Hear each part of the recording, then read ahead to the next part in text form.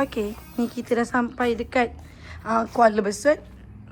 Rumah cikgu apa Cikgu apa dah. Tu rumah tuan rumah. Ni rumah yang homestay tu. Dekat lokasi luar.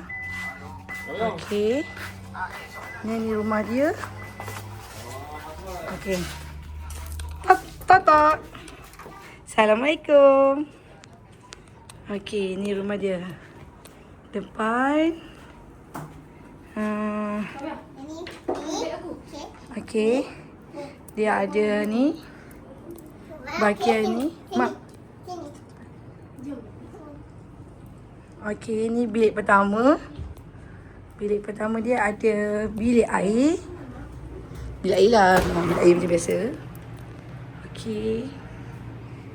Ni bahagian cermin penuh.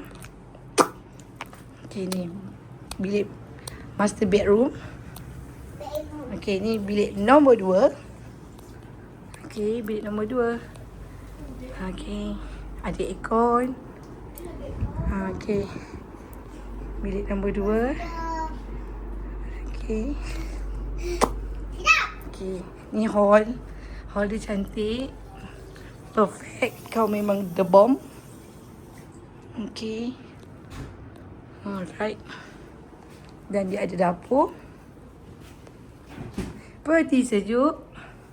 Air kowi. Okay, dia ada microwave. Dapur. Mesin basuh. Bilik air. Alright, bilik air.